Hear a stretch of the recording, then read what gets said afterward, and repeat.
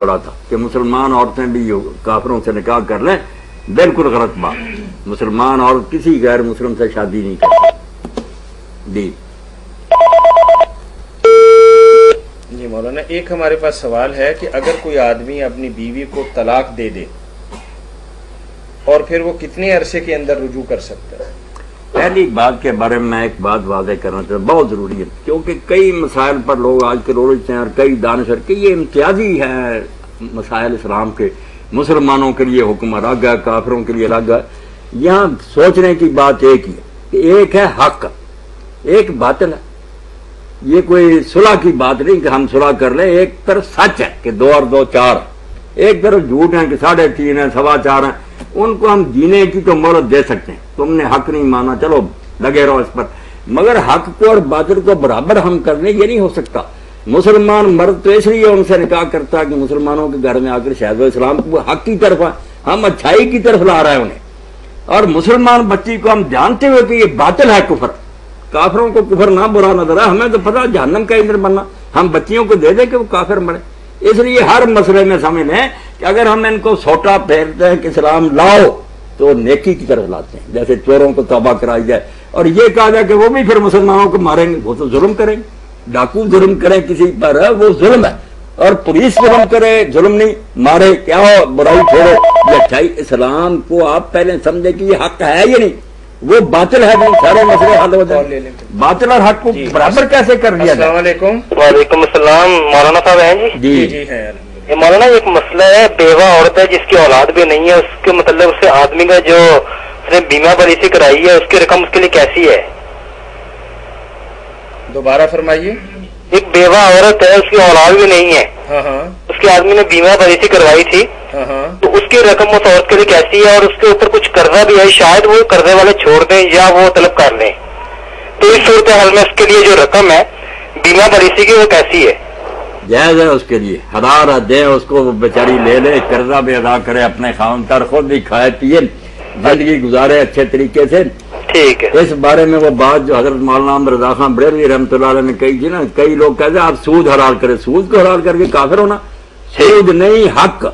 ये कहो कि एक आदमी का हक है वो लोग नहीं दे रहे, बैंक कहता है ये सूद दे रहा हूं, बैंक बता रहा है सूद, वो सोसाइटी पर हक है उसका, बेवा का, यतीम का, बूढ़ों का नहीं लोग सीधी तरह देते। इस तरह से मेरा दबा फिर मसला जफर आ जाता कि जिसका मसला तो जफर, जिसका कोई हक हो उसको किसी तरह से देहात आ रहा है ना, लोग उसका नाम चोरी रखे, डाका रखे, वो बकते रहे, वो अपना हक ले रहा। एक मसला और है, सेवाएं जो है ना, ये इनका हक जो है मुसलमानों के माल में, अगर ये सीधी तरह नहीं देते, बैंक सूद क्या कर देता, बैंक कहता सूद, सूद नहीं, ना सूद समझ कर ले, ना समझे ये कहें कि फी अमवाल हक, जो उनके मालों में हमारा हक था, इस तरह से आ रहा है वो ले रहा है। ये फतवा उनका इतना अच्छा और उम्दा है कि अकल में भी बात आती।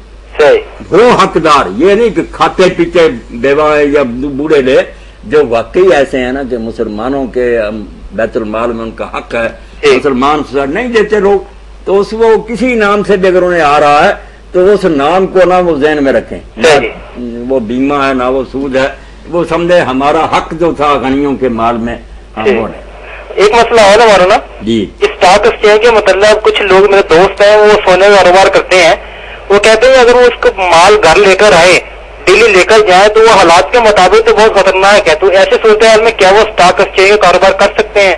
वहाँ पर माल मिलता नहीं है, सिर्फ बोली देनी पड़ती है।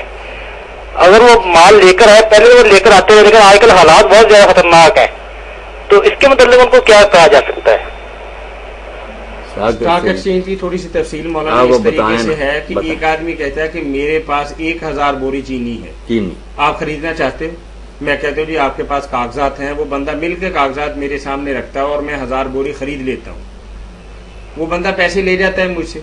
अब वही कागजात में अगली पार्टी को कहता हूँ कि मेरे पास 1000 बोरी है और उसके ये कागजात हैं, और मैं आपको ये 1000 बोरी चीनी की बेचना चाहता हूँ, तो क्या आप इसके खरीदार हैं? वो 2 रुपए 4 रुपए इजाफा करके वो चीनी उसे खरीद लेता है। तो मौलाना इसकी मिसाल तो कुछ ऐसे ही बनेगी जैसे हम अपनी प्रॉपर्टी बेचते हैं, तो प्रॉपर्टी तो नहीं बोलती, उसके कागजात और रजिस्ट्री हमारे पास होती है जिसकी हम कीमत लगवाते और देते लेते। अब जिसके पास मिल के कागजात आ गए, मिल पाबंद है कि उसको 100 बोरी चीनी देगी, بس ہونا تو یہ چاہیے کہ پیچھے 100 بوری ہو نا، یہ نہ ہو کہ بوری ایسے نہیں ہوتا کاروبار، اگر تو بوری ہے ہی نہیں کہیں بھی، کاغذی چل رہا ہے تو یہ تو فراد ہے۔ مال ایسا جو چیز آپ کے پاس نہیں آپ بیچ نہیں سکتے، اگر ہے تو ٹھیک ہے اٹھائے تو نہیں پھرنا، کاغذات کی ثبوت ہیں وہ بھی مطمئن ہے کہ ہے اس کے پاس، ابھی اٹھانا چاہے تو وہ اٹھا بھی سکتا ہے وہاں سے، سودا ٹھیک ہے۔ اگر لینا دینا کچھ بھی نہیں، صرف ریٹ ہی بڑھاتے جانا ہر ایک نے، تو یہ درست نہیں، یہ تو مہنگائی پیدا کرنے والی بات ہے۔ مولانا اسٹاک ایکسچینج کے بارے میں ایک وضاحت کرتا چلوں کہ یہ حکومت پاکستان ہی کے زیر انتظام چلنے والا ایک تجارتی ادارہ ہے اور اس پر حکومت کا ہی چیک اینڈ بیلنس ہوتا ہے، لیکن اس میں بعض اوقات اتار چڑھاؤ جو ہے وہ غیر فطری ضرور ہو جاتا ہے، لیکن یہ نہیں ہے کہ مال ہے نہیں، آپ کے پاس جو کاغذات ہیں وہ بالکل صحیح ہوتے ہیں، مل یا وہ ادارہ وہ آپ کو چیز دینے کا پابند ہوتا ہے، بس چیز ہونی چاہیے۔ تو یہ جائز ہے؟ جائز۔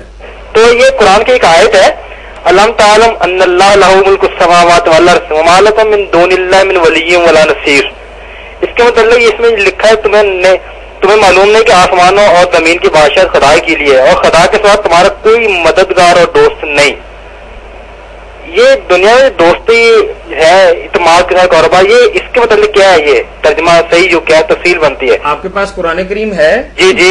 اچھا تو ذرا بتائیے گا کہ یہ کس سورہ مبارکہ میں ہے؟ اور پہلے اس بارے میں البقرہ کی ہے، آیت نمبر ہے 107 106 جو ہے نا وہ۔ اچھا جی ذرا رکیے بھائی۔ نہیں ٹھیک ہے، یہ ٹھیک ہے جی ٹھیک ہے، اس میں کوئی شک نہیں، یہ تو بار بار آتا نا مالکم من دون اللہ من ولی ولا نصیر۔ بات اصل میں یہ ہے جس کو سب کو ذہن میں رکھنا چاہیے، کچھ چالاک لوگ جو انہوں نے شرک کے دروازے کھول لیے کہ رسول اللہ کو رؤوف رحیم کا، حضور اللہ کو بھی کہتے ہیں، انسانوں کو بھی کہا جاننا سمیع بصیر، اللہ بھی سمیع بصیر ہے، تو وہ فریب دیتے ہیں کہ یہ سارا کام ختم۔ کچھ آپ کی طرح پریشان ہو جاتے ہیں کہ اللہ تو کہتا میرے سوا کوئی مددگار اور ساتھی نہیں ہے، دوست نہیں، حالانکہ دوست تو ہیں، قرآن بھی کہتا ہے کہ مومن آپس میں ایک دوسرے کا اولیاء ہیں، یہ بھی کہتا ہے کہ ایک دوسرے کی مدد کرو، سب مصیبت میں پڑ جاتے ہیں۔ یہاں ایک فتنہ ہے جس کو کہنا چاہیے اشتراک لفظی، کہ وہی لفظ اللہ کے لیے آتا ہے وہی بندوں کے لیے آتا ہے، جس سے لوگ گمراہی میں پڑ جاتے ہیں۔ سمجھنا چاہیے کہ یہ لفظ ایک ہے، معنوں میں زمین و آسمان کا فرق ہے۔ یہ رومی رحمۃ اللہ نے کہا کہ آپ دیکھتے نہیں کہ جو جھنڈے پر بنا ہوا ہوتا ہے شیر، کوئی جھنڈا ہو کسی ملک کا اس پر شیر بنا ہوا، اب شیر تو اس کو بھی کہتے ہیں، اور جو سچ مچ کا شیر ہے وہ بھی شیر ہے، ماتے اس میں فرق نہیں لگ رہا کہ جھنڈے کا شیر کیا بگاڑ سکتا ہے، شکل صورت صاحب وہی ہے، اور جو سچ وہ شیر ہے وہ اور یہی بات اللہ ہے سچ مچ با اختیار مدد کرنے والا، دوسرے ہیں مجازی، جھوٹ کے طور پر ہم کہتے ہیں فلان کیا مدد کر سکتا ہے، نہ نبی نہ ولی نہ میں نہ، یہ اللہ چاہے گا تو بیچارے کچھ کر سکیں گے، نہیں چاہے گا کچھ نہیں ہو سکے گا۔ ان کا جو ہے نا ہلنا جلنا وہ جھنڈے کے کہتے ہیں، ہوا آتی ہے تو جھنڈے کا شیر بھی ہلتا، یہ اللہ چاہتا ہے تو تھوڑی بہت ہم میری جیب میں 10 کا نوٹ پکڑا دیا، ورنہ کسی وقت میں کہوں یار میرے پاس تو خود کچھ نہیں۔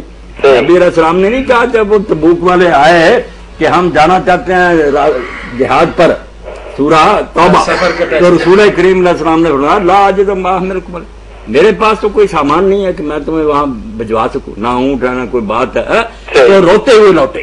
یہ آپ سمجھ لیں کہ اللہ کے لیے جو الفاظ ہیں وہ حقیقی معنوں میں وہ سچ مچ سننے والا دیکھ رہے، سب کچھ دیکھتا سنتا، ہمارا سننا دیکھنا کیا کہ تھوڑی دور تک اس نے طاقت دی سن لیتے ہیں، جہاں بس ہو جاتی کہتے یار یہ آواز دور سے ہے یا میرے پاس آلہ نہیں ہے، ہم ہیں فقیر محتاج، بس اللہ کے سہارے، وہ بذات خود قائم ہے، اس کی طاقت جو ہے وہ ان لمیٹڈ ہے۔ اس لیے شیر علم اور شیر حقیقی کو الگ کریں، ہم جھنڈے کے شیر ہیں، کاغذی وہ سچ مچ کا شعر ہے، یہ سمجھ لیں تو سارے مسئلے حل ہو جاتے ہیں۔ جب اس کی بات آتی ہے مدد کرنے کی اور دوست ہونے، وہ تو بات ہی الگ ہے کہ سارے اختیارات اس کے پاس ہیں، کون کہے گا کوئی سبب بھی نہیں کر دے گا، یہ کیا ہے بیچارے اگر سبب ہوگا تو کچھ کر دیں گے، ورنہ کہیں یار بے بات ہوں میرے پاس کچھ نہیں۔ اس فرق کو یہ مٹانا چاہتے ہیں، حالانکہ بات جو میں نے بیان کی اچھا کیا آپ نے یہ نقطہ